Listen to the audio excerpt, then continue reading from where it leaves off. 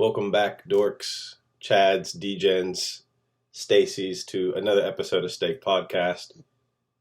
Recording this intro with my son, Lalo. Lalo, say what's up.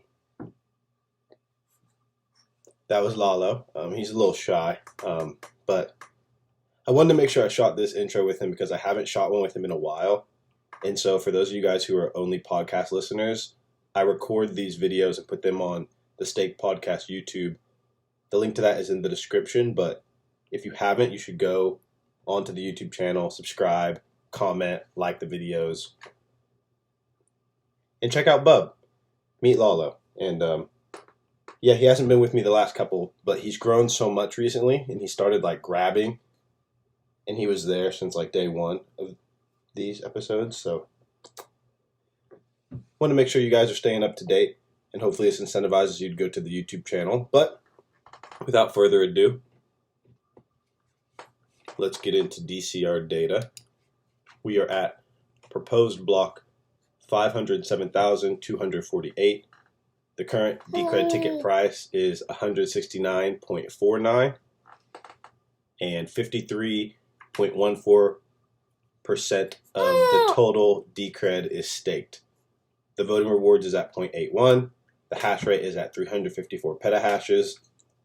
And yeah, the current exchange rate of DCR is $45.17. So that's the highest it's ever been since we started Staked Podcast.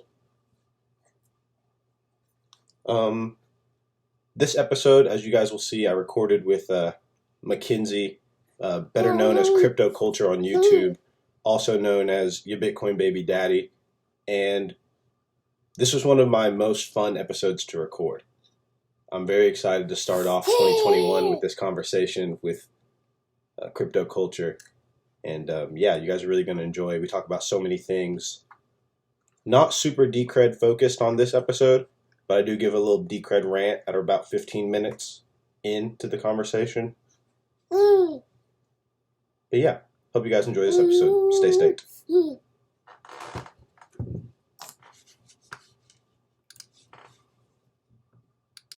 Oh, I forgot. This should go without saying, but make sure that you, if it's within your means, you donate to Stake Podcast. The donations from today's episode, so basically for the next week, any donations I get are going to go to Cryptocurrencies. So, yeah, make sure you guys are getting the tip jar up.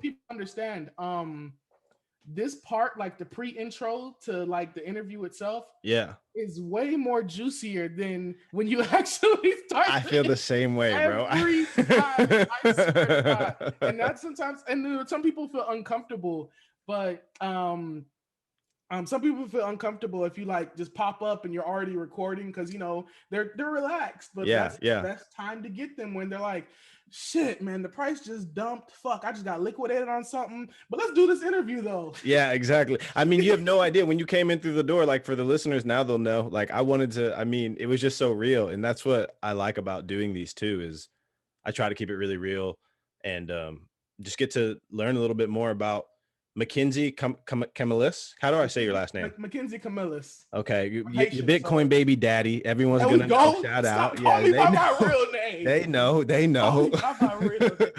Hey, I'm in Oklahoma. What state are you? You're in the United States. I'm in Florida. I'm down south. I see the flag in the background. What flag is that? Is that the Florida flag? I'm Haitian. Okay. I feel you. My family. I was actually born in Florida, born and raised in the U.S. Word. But my family all comes from Haitian. My family comes from Haiti. See, that's how of a terrible Haitian I am. But do you speak any French or anything? Of course, I speak Creole all day, every day. Hell yeah. But it's broken at this point because for sure, being born and raised here, the only time I ever speak Creole is to either my family members, but mainly to my mom. Even my family members, I speak English to them, and I'll go in and out of Creole sometimes. But they'll be like, "Man, I don't know what you're saying because it's broken."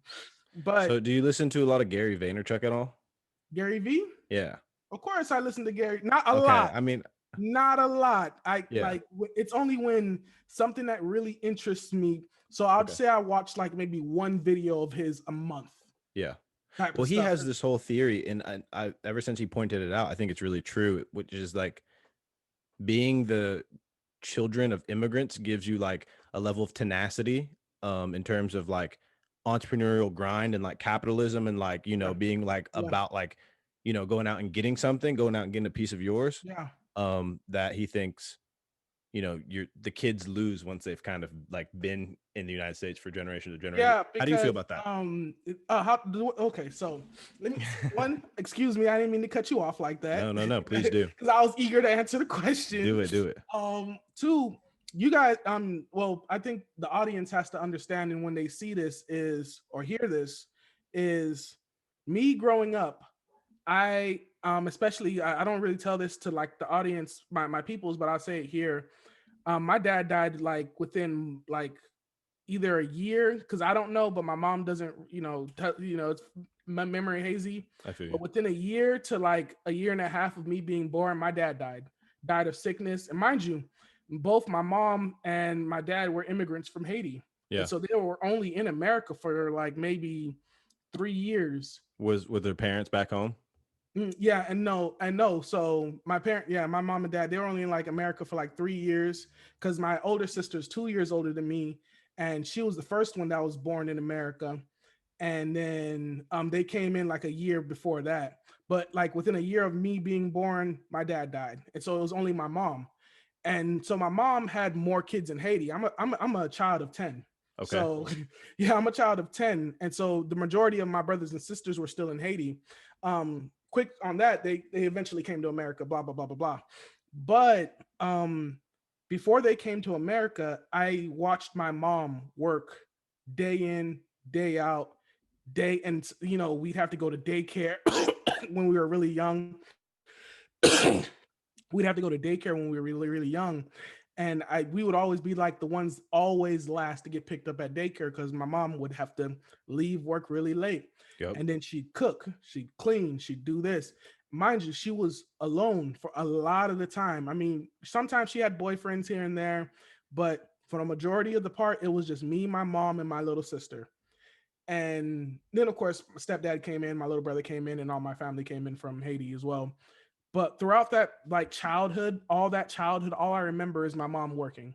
So after seeing that, I became a mama's boy, of course. But after seeing that, nothing wrong with that. Ain't nothing wrong with that. Nothing wrong with that. Because I don't know, but I'm a mama's boy too.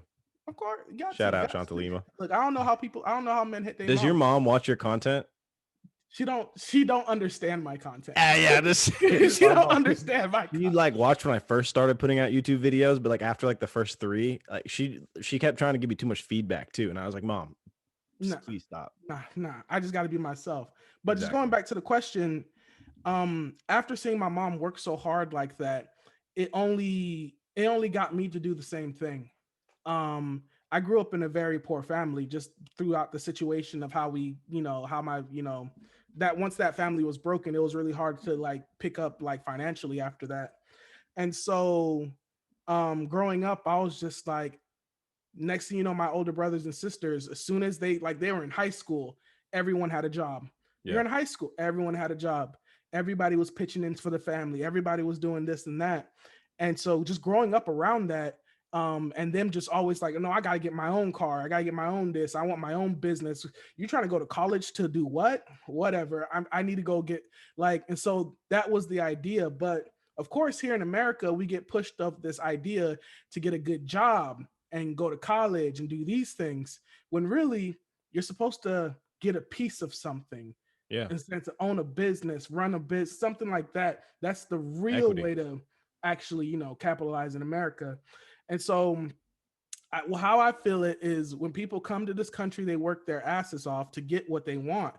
And people who are in this country already, they already feel, I've got it. You know what I'm saying? Things are going to get passed down to them.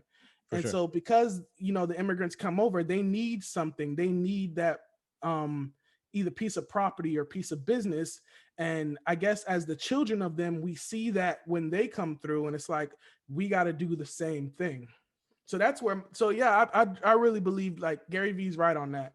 But it does take that certain type of like first generation immigrant to really like, oh, nah, I'm really finna get this. Cause I've seen some types that just, even though they still fall apart. So, it's For sure. not for everybody. At the Yeah, end of for the sure. day. I mean, it's always comes down to the individual. There's so much you just said that I don't even know which direction to take this. I mean, I'm sorry. That's no, my no, fault. it's good. That's my. I I mean, run on tangents a lot, and I've learned that I need to stop. So my fault on that one. Your work effort is tremendous, right? I mean, you're putting out content, videos at least every other day or whenever you feel like it, and Yes, you can really see how how yeah. the dedication and it you could see that element of the story. But here's the part that I really want to talk about because I thought it was the most interesting when you said about going and getting a piece of yours, whether it be business or equity, getting ownership, what that part, how do you translate that aspect with like your interest in cryptocurrency and investing and your style there? That's an easy question. I've never got answered that question. That's an easy question though. When I think of Bitcoin and cryptocurrency, well, certain cryptocurrencies, but mainly when I think of Bitcoin, I think of Bitcoin as a community, right? So think of Bitcoin as being a big community, 21 million coins type stuff. And in this community, there are houses, right? Everybody has a house. And in this community, there are mayors and whatnot. But the mayors, they don't really make any choices because it's already been written in law that this is how this community works. And so, me, when I invest in Bitcoin, when I buy Bitcoin, I'm buying a piece of the community. I'm buying a piece of the Bitcoin land because there's only 21 million in this little community of ours, in this cryptocurrency community. And people are already here and people already carved out their piece of land. Yeah. So now it's like, oh, this is just like a gold rush. I need to carve out my piece of land and provide to the community.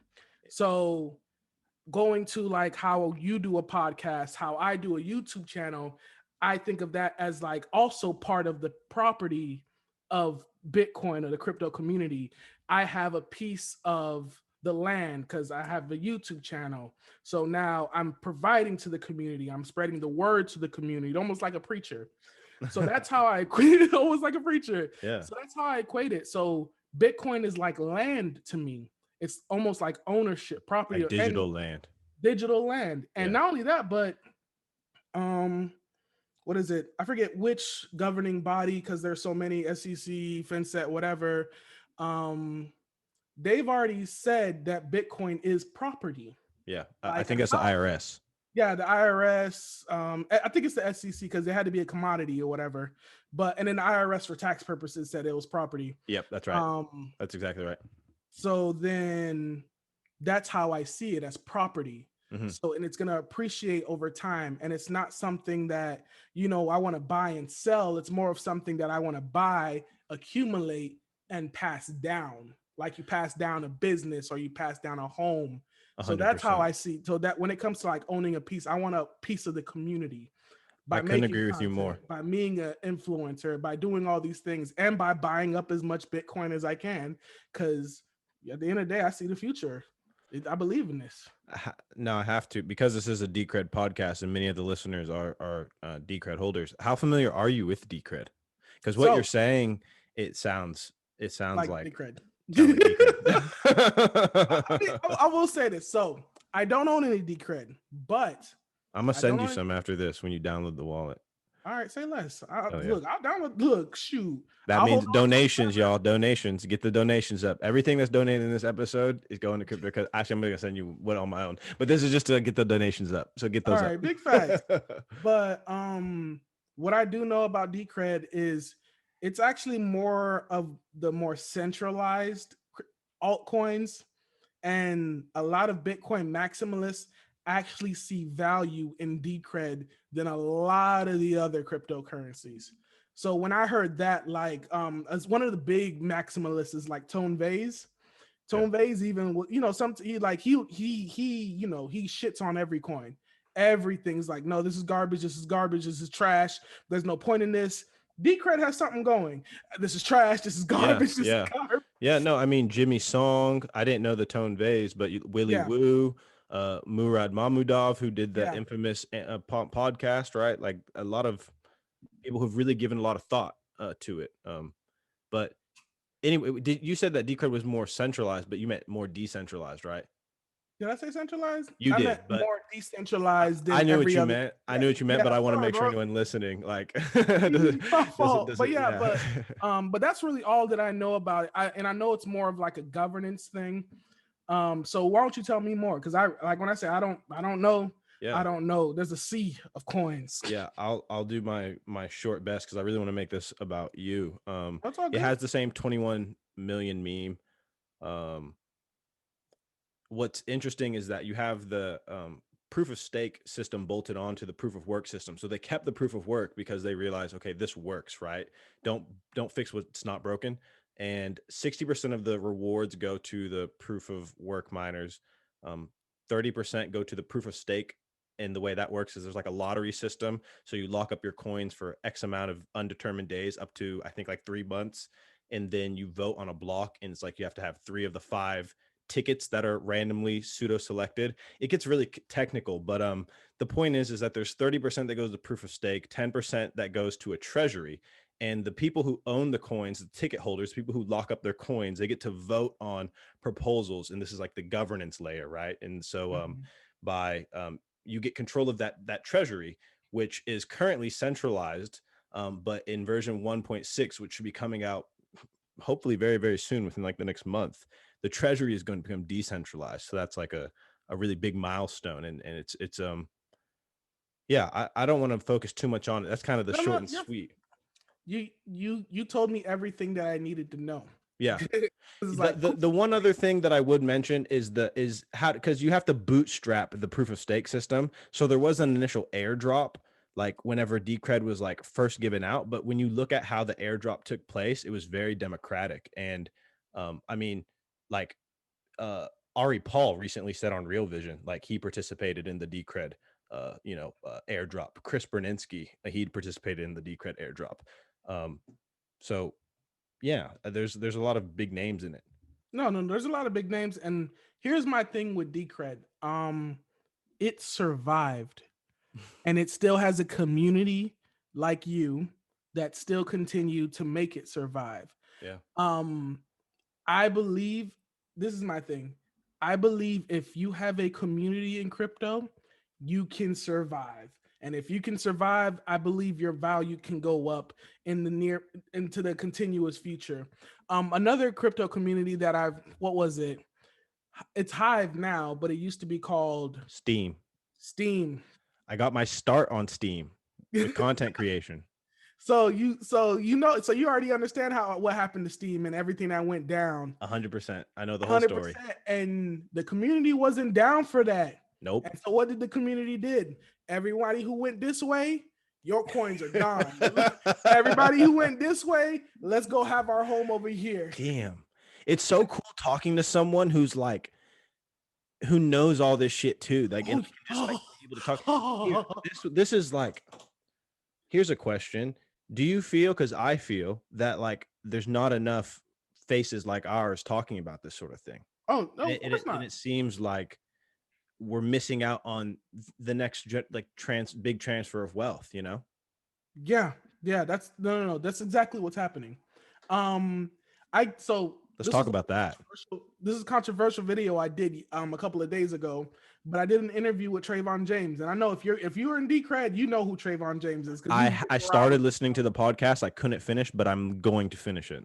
It wasn't too spicy. I kept it like real, but just going back to that, I believe everybody deserves a voice, and there are so little Black people, and I'm gonna say it straight up. There are so little Black people in this space that actually have a voice. It's not right for us to just completely push one to the side. Even though he promoted something that was clearly obviously not going to work in the long run and made a lot of money doing it, I've seen other races in this space do the same thing and continue to have a voice in this space. Interesting. So that's where I came from it from my perspective on that video. But just coming back full circle, no, we don't have enough voices in this space. One of the biggest Black voices in this space is Bitcoin Zay. Yeah, no, I mean, shout out Zay. Shout out Bitcoin Zay. Shout You out know what I'm Bitcoin saying? Zay. Yeah, he He's is. like, I mean, he's the face of Black Bitcoin. Yeah, yes, he literally He is. is the face of Black Bitcoin. And he's a great face too. Honestly, I love his story. I'm sure you've read his book. Yeah. Oh, I've got what you mean? Signed copy. What you mean? I got a signed I'm in the book. Hell yeah. Oh, hell shit. I'm at the end of the book. Wait, in his new book? No, I don't know. I'm in the end of this book. Oh shit. Okay. All right. I have to revisit that. I mean, it's on my bookshelf, and I'm sorry that I didn't put those two connections together. But It's that's all dope. good. Don't worry, I'm in there forever. I'm good. I don't need you to remember the book. Remember for me, motherfucker. I don't need you to remember. But no, but we have no. And what is it? Just another Black figure in the face. The CEO owner of BitMEX. He's Black. Over there in Seychelles. You know what I'm saying? If he's still there, he probably running from the feds now. But you get what I'm saying. Like, I can literally name all the Black people, and you'll be like, I know him. I know him. Yeah. Oh, I know him too. Yeah. That kind of thing. So yeah, the space is very small, and people like us, people of color like us, we need to say something because everybody else is getting rich. Yeah. Everybody, and like they're like, and we're over here worrying about like what Cardi B is doing or whatever celebrity is doing, and so focused on that a lot of our, especially Black people in America, they're not worried about what's in the bank. Like what's in your bank, bruh? Yeah. Like it's not about what's in the bank, and how are these people moving. So that's why I have to make content. And not only do I have to make content, but I have to make content and be 100% myself. Because I realized that I couldn't make content like, this is the blockchain and this is like, I couldn't do it. That's why I love these interviews, because I really just get to be myself. Like it's me and you as if we're, grabbing a drink or something. What you talking about, dog? I have with many episodes. I'm ashamed. I don't have a drink with me right now. Maybe I need to go make. That's your fault. That's your fault. It is my fault. You knew you were coming to me, and you knew we were having, and you didn't think I was going to come on here, wild out, and say whatever. I don't want to curse because I know how that works, but I didn't want to. I'm trying to be better. I'm trying to do better. But fuck out of here though. Because I don't know how Anchor algos works, but YouTube algos start cursing and you ain't gonna get promoted at all. Yeah. So no, go ahead. Man, again, there's just so many directions that I want to take it. It's fine, bro. Take it wherever. But not enough Black faces in the space. Got to be a Black face. Got to show people that you can be a regular guy too and get this bread in this crypto space. You know what I'm saying? Like this space is literally built for people who don't have much to get in and grow their wealth as long as they hold on long enough. You can literally you can't buy more Bitcoin than the institutions, but you literally had the opportunity to buy Bitcoin before institutions started putting it on their balance sheet. Sometimes I question if I'm doing enough. Do you ever feel that? Yeah, all the time. Yeah. When I see other content creators make content every day, and they literally tell me all this time, you have to make content every day for the YouTube algorithm to continue to promoting your stuff. Because if you don't, it won't do it. And I tell myself, man, I gotta get on. Like, I know I'll be making videos every other day when I feel like it, but I gotta start making content every day, especially now that we're in this bull market. More people are looking, more eyes are seeing, and more growth is happening. And if my goal is to, and I don't think I ever said this before on the channel yet, not my channel, but on here yet. But my goal, like I said, I'm an average guy, but my goal is to get out of debt. Like, I want to be able to pay off all my college debt by the end of this bull run and be 100% debt free after this bull run. Because a lot of people, especially people that went to college, can't say that. Yeah.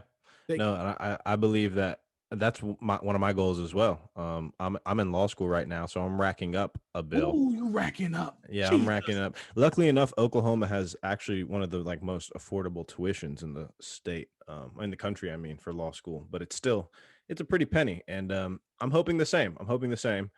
Um, Tell me about the moment that you decided, like, I have to fucking make this channel. I have to actually start putting out content. Because for me, it was a very distinct moment. I can like vividly remember it. Do you have a same story, or was it kind of? Yeah. So my story is this. When I initially got into the space, I was following all different content creators, seeing what this space was about.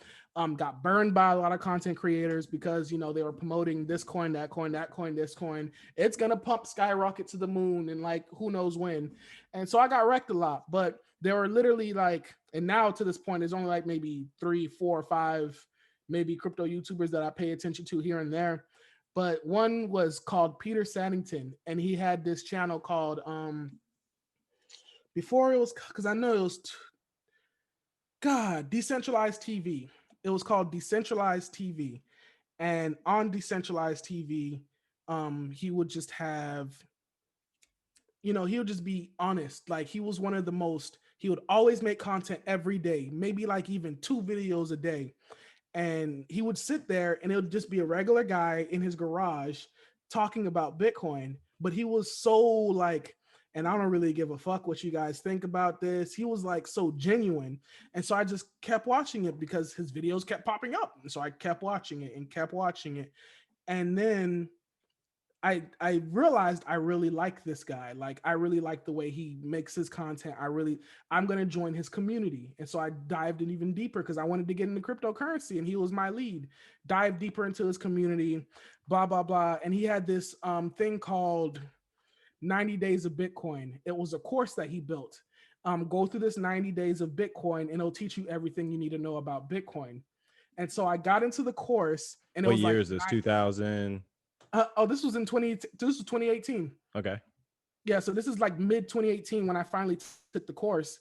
Mind you, the course was free. Everything was free. Joining the community was free. All of it was free.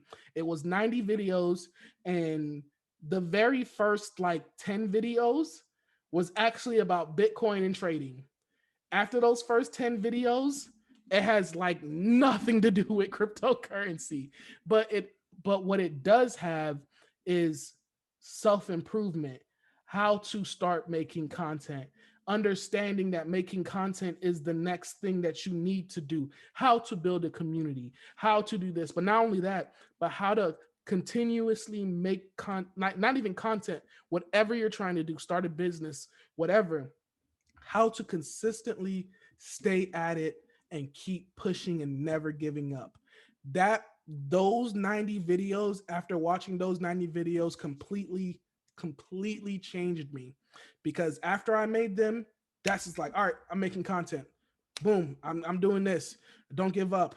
Just keep making it and keep making it and keep making it. And then Did you know that? Sorry to interrupt, but did you know that crypto was the going to be the content that you wanted to make from the no, very I beginning? so I initially got in. I was so like, I know you were probably the same way. When you first get into this space, you're like, "Oh my god, this is gonna change the world." Yeah. And you spend like but you ungodly hours looking at a screen. ungodly hours of going down the rabbit hole, Sure. doing this, looking at the screen. What is this? What is that? Oh, this is an amazing idea. Hundreds of hours of podcasts. Hmm? I said hundreds of hours of podcasts. Hundreds of hours of podcasts. Let me listen. Man, I missed the boat on this kind of thing. So, but yeah, once I was feeling that way. And so I initially just said, no, I'm going to make crypto content because I can see that it's a YouTube niche about finance, because I was already researching YouTube niche about finance. It's this, it's that. And I really like it for its money-making opportunities, wealth-generating opportunities.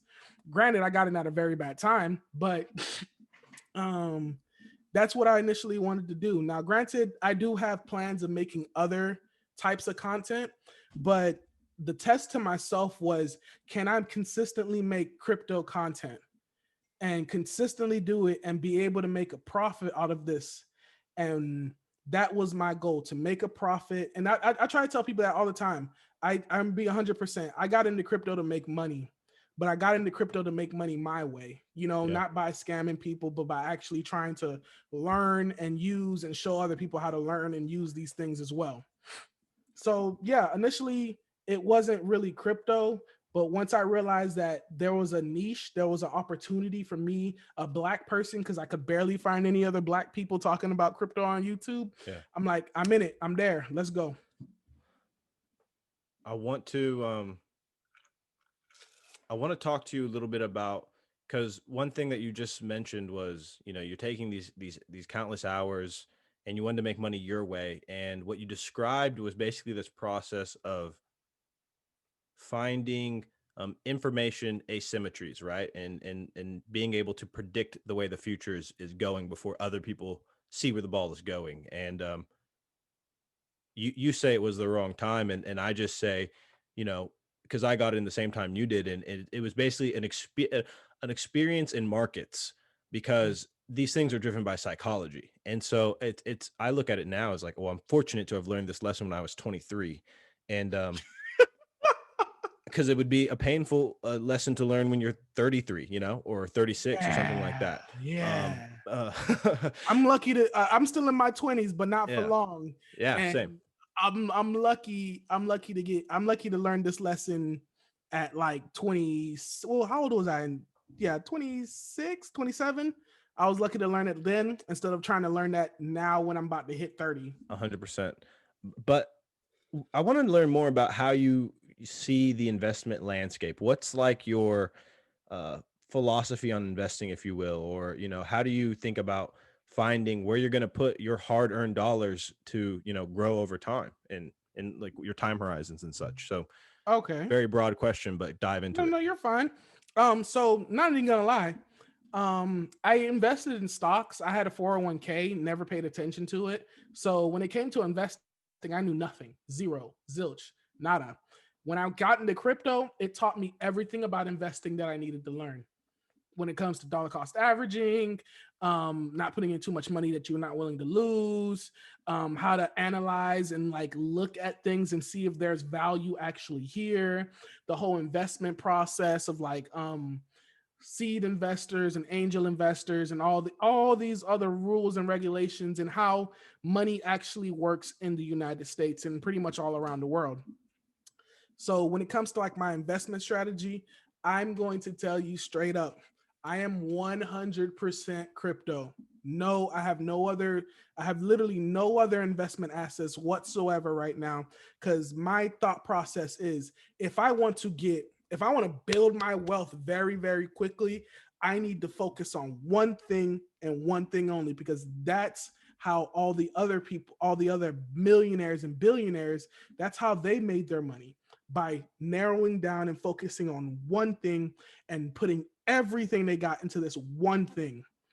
And I was like, all right, I'm going to do the same thing. I'm going to go full on crypto.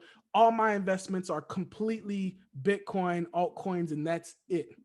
And not going to lie, it's done well over these past 3 years. It's done really good, especially these last 2 months, especially these last 2 months. Bitcoin has been doing its thing. And I'm really glad about that. But after we go through this cycle, after I cash out, quote unquote, after I, pay off all my debt, this and that, I'm gonna diversify more, because I don't know anything about stocks. I don't know anything about Forex. So I think once I'm alleviated of this debt, I'm gonna like, all right, now it's time to diversify. Now it's time to start building, now, because the thing is, to generate wealth, you got to focus on one thing. To keep your wealth, you got to spread it around, 100%. So that's been my investment thesis. And yeah, I know it sounds really crazy, like, oh my God, you're full on crypto, bro. You No. No, it doesn't sound crazy to me at all. It sounds like a very rational behavior given the incentives. I want to know more about which projects you like, and how did you go about, how do you go about thinking what's going to make for a good investment in this space? So I'm 50% Bitcoin, 50%. And then, you know, some people are like, look, 50%, man, you should be 85. Some people are like, 50%, man, you should be 25. I'm 50% Bitcoin, 50% altcoins. Bitcoin is a no-brainer to me. Put it in. We'll look at it in 2 years and see how it goes.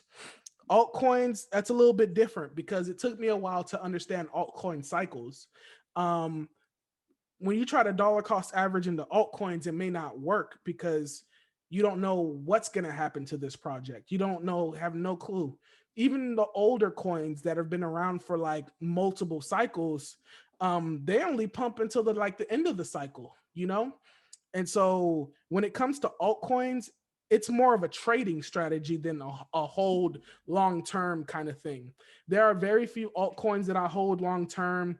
Chainlink, that's an easy given one because it's done good. It's done good to me. So I'm like, I'm gonna just keep holding on to it. He's treated it's you done well. good to me. When it comes to just like investing thesis, I try to follow the devs. I'm mostly invested in Ethereum, and Ethereum projects just because that's where a majority of the developers are. It's hard for me to, and it's kind of easy to find Ethereum devs on Twitter because they all are part of the same clique. They all have the same tag name .eth and whatever. Yeah. So I follow them and I see what they're playing with. And I'm like, oh, this is decentralized option trading. Oh, this is a synthetic dollar. And I start playing with these different applications that they're playing with. Hold on.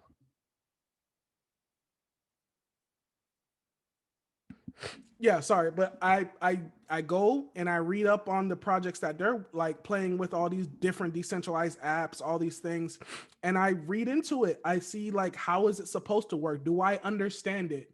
The first thing I tell myself, do I understand this? If I don't understand it, I don't touch it, because why would you put your money in something you don't understand? And so that's my first, do I understand it? Cool. Do I see hype around it? Because a lot of these altcoins, they trade through hype cycles. Is it interesting? Hype. Where's the value coming from? Like, does it actually generate some kind of money? Because a lot of these altcoins, they don't generate anything. Like, no disrespect to Litecoin, but Litecoin is just a copy of Bitcoin. And if that's just a copy of Bitcoin, then what's your purpose? You know what I'm saying? Even though Bitcoin doesn't generate money, over time, it increases in value. Now, when it comes to Litecoin does do that, but it fluctuates with Bitcoin, and it usually comes back to the mean all the time. So, but my investment strategy with cryptocurrencies right now is follow the developers, try to understand what they're trying to understand, because they're on like this level, and I'm over here like, I'm just reading it, trying to figure it out. And it's more of like a touch and go. But when it comes to altcoins, I'm definitely trading in and out of altcoins because they're just too volatile. You don't know what's going to happen. You really don't.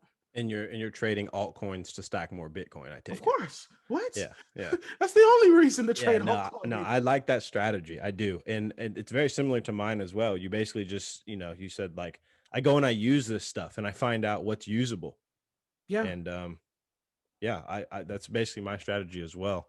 I want to be respectful of time, and I just want to make sure that, because I'm big on audience questions and we had just a couple, so want to go ahead and just kind of knock some of these out.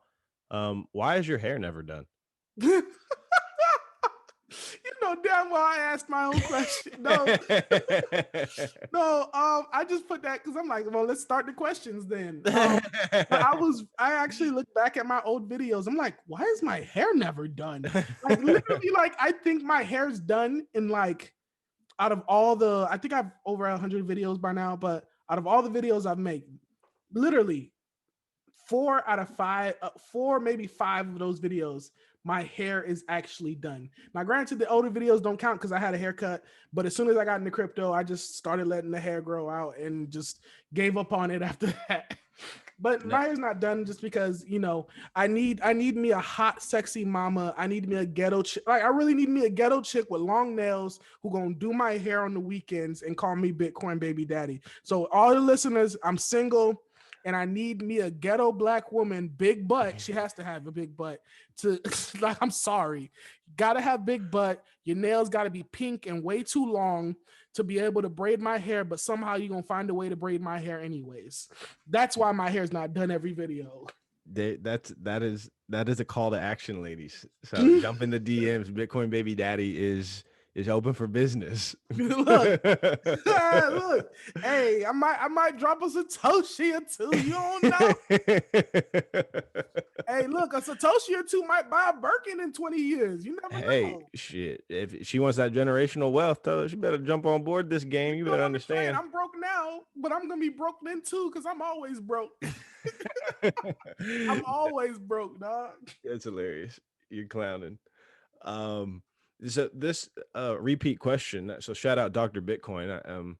He asked you, which we kind of talked about this earlier, how can we as Black men get our communities engaged in the financial revolution that is crypto happening beneath our feet, so we're not once again left behind, locked out, and uneducated? What's happening? So, well, I don't think I answered this earlier, but I there are two ways. One, of course, we can go to our communities. I really press going to the Black children, because they're going to use this more than we are. I truly believe they're going to use this more than we are in the way it's supposed to be used, like currency. Right now, we're just using it as trading and doing this. But by the time they get, let's say, by the time I have a 13-year-old nephew. By the time 6-7 years from now, when he hits 20, he's gonna have some Bitcoin in his wallet, and he's gonna be able to say that, I got some Bitcoin set aside for him. And 7 years from now, what's the price gonna be? At least he knows that he has some and he knows how to use it. You get it? So I always try to push to the kids, because Bitcoin in this whole cryptocurrency space has only been around. What are we hitting now? Like 12 years? 12 years.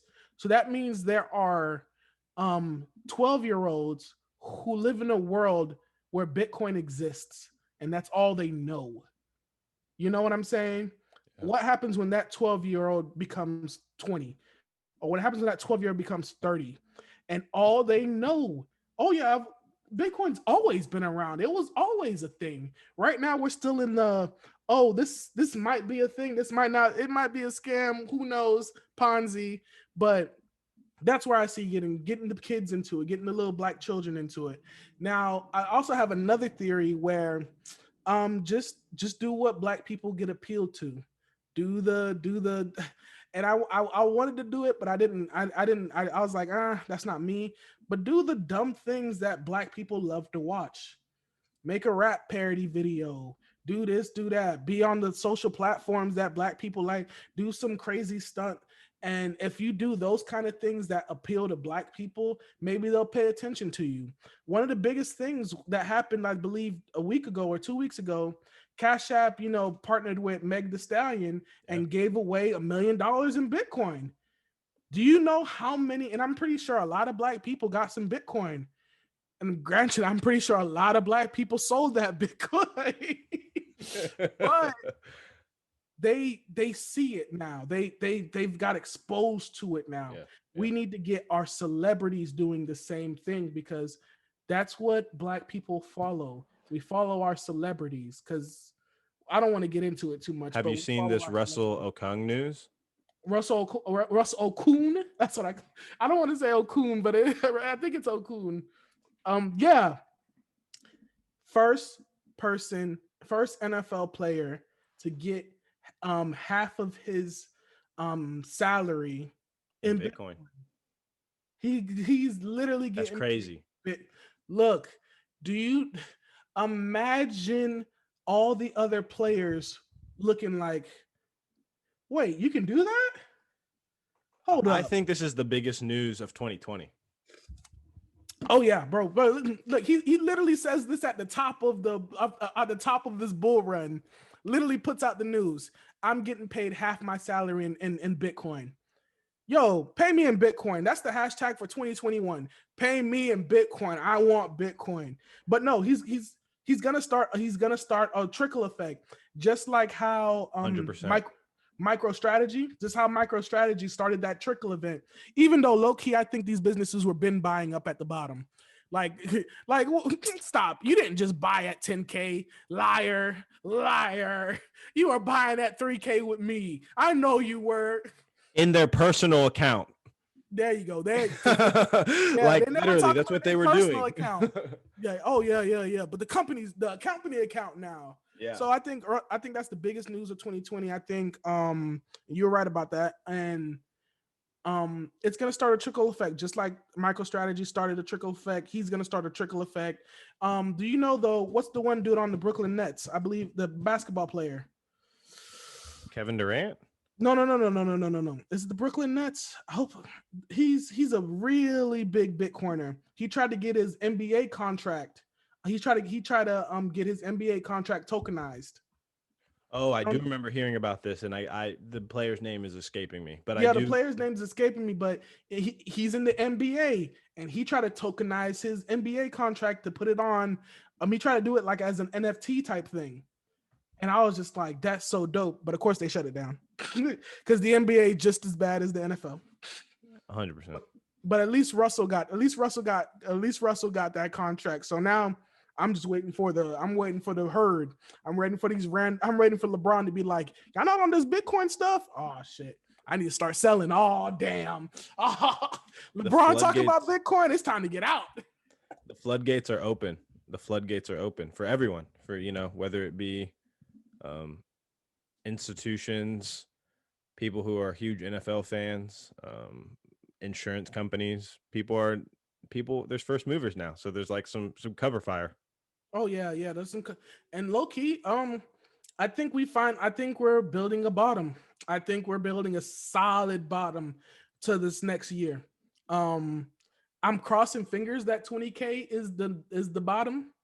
But we'll see how that goes out throughout these next 3 months for sure. For sure. I know Bitcoin, and when Bitcoin goes up really fast, it comes down really fast. So 100%. I'm ready for that. But what was the next question? I swear I get these long-winded answers. I gotta stop. No, I appreciate them. Actually, I got to get back to the questions because I got carried away and started trying to look up who was the NBA. I think he's on the Brooklyn Nets. Yeah, I couldn't find anything just on a quick Google search. So I was like, all right, I'm giving up on that for now. There's a question from Kraken McSnacken. Are you getting Bitcoin on the cheap or something? Are you got like the plug on the sats, or what's good? What's going on here? So that comment that person made, no, I don't get it. I pay just as much as y'all paying. I'm doing Cash App now. I slowly stopped using Coinbase, but I'm paying the same price.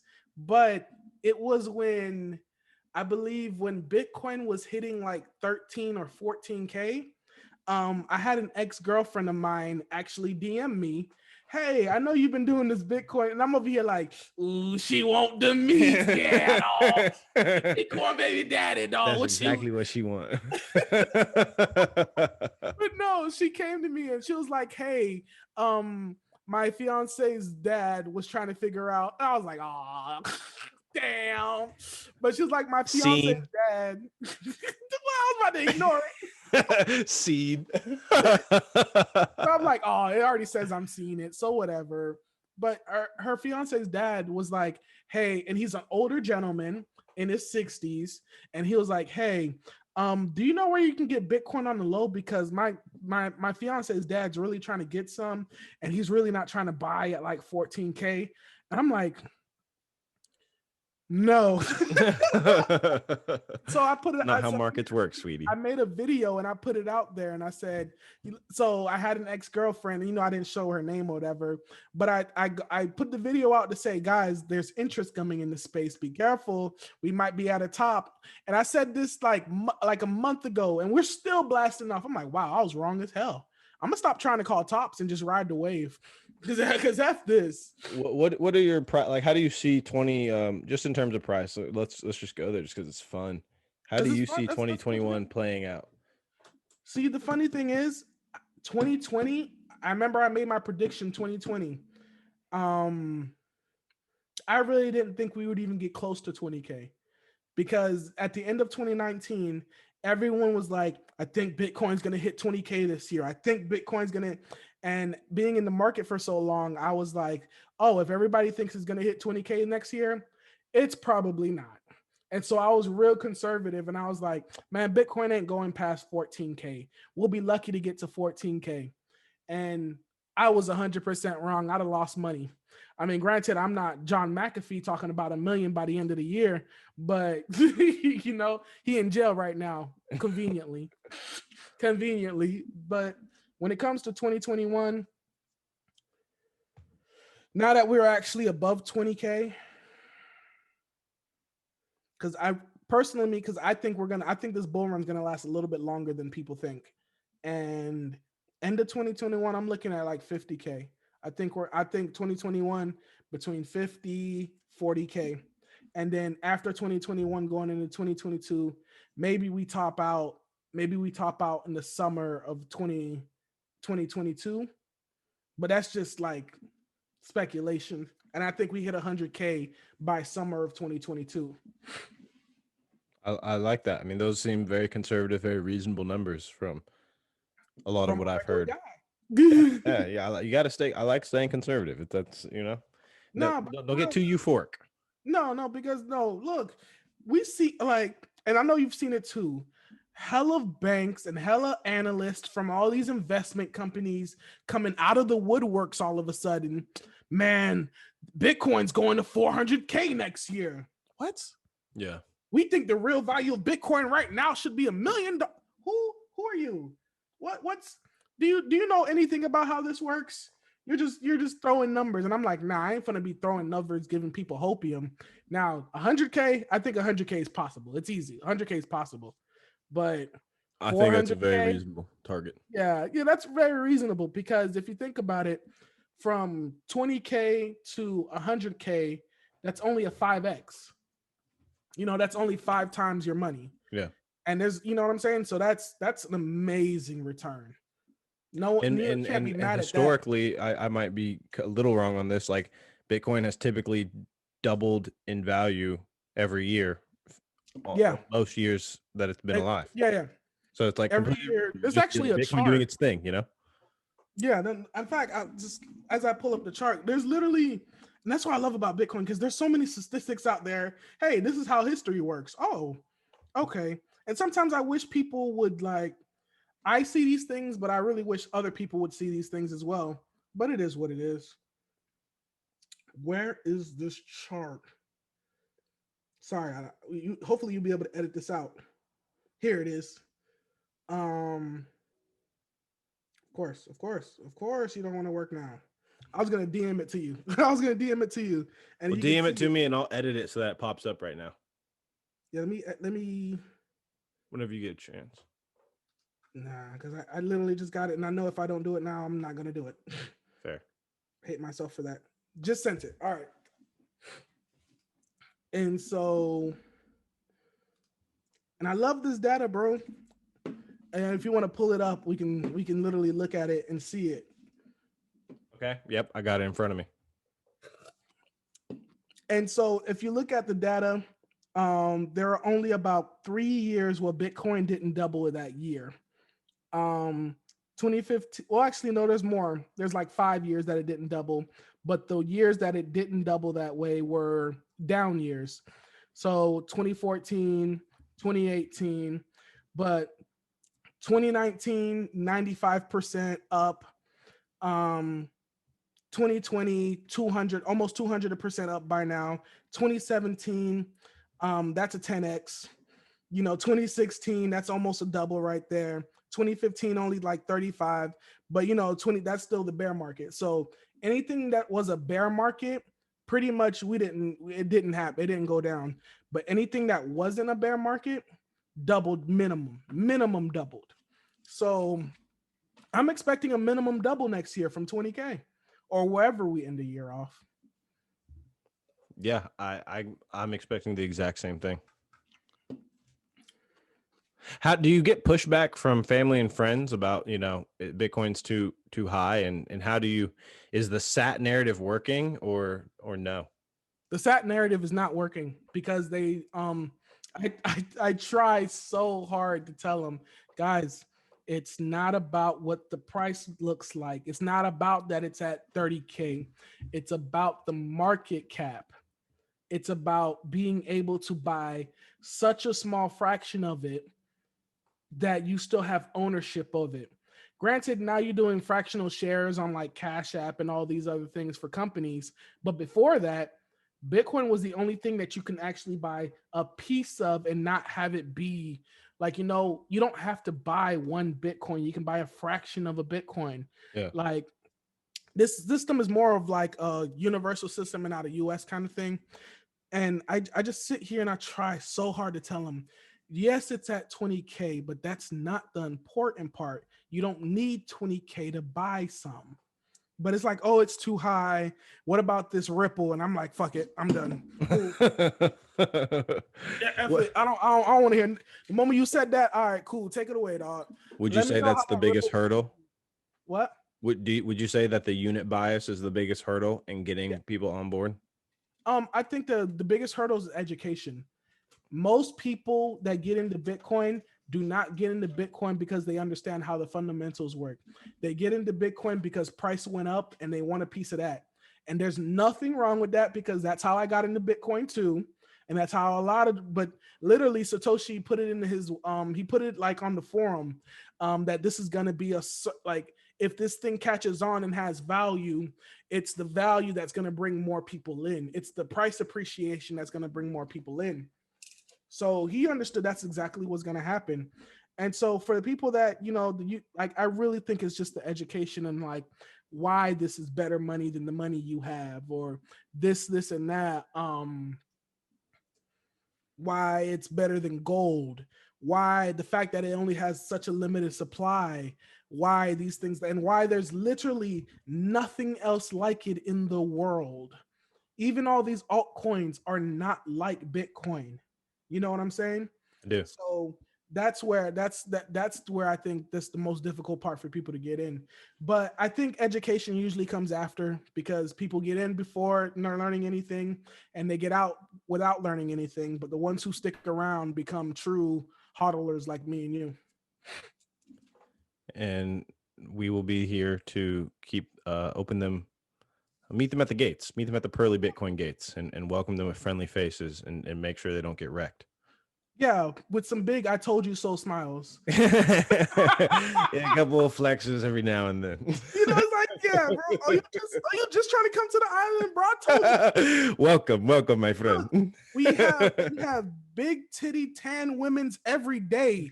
How can you not be mad at that? Like, you over there dry and dead over there, and I'm over here. A beautiful woman wants to give me a drink every day. Paradise Island. I love it. Not yet, but when it gets there. And when it does, me, you, Dub Digital, who I need to give you guys an introduction. You need to meet Dub Digital. He's another Black content creator.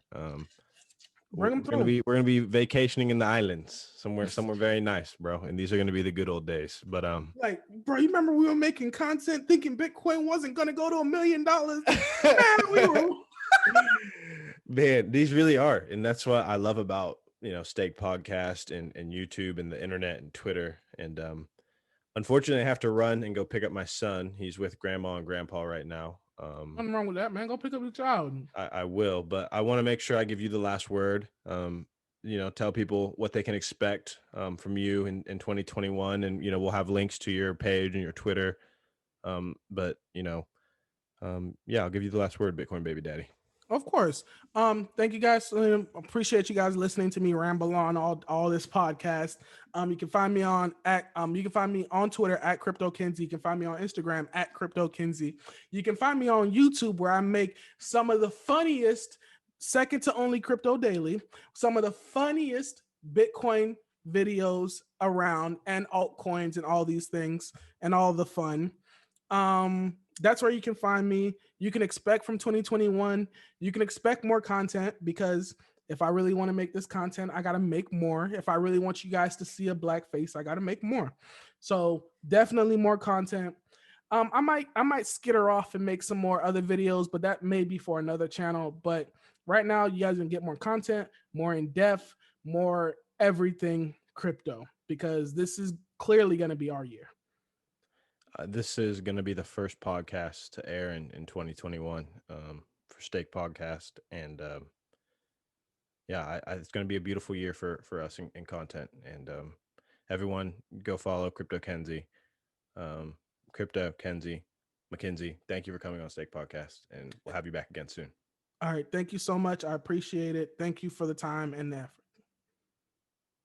Stay staked. Man, Bub is the heckin' man. Bub like to dance. Go crazy. Go crazy. Hey, hey, hey, hey, hey. Hey.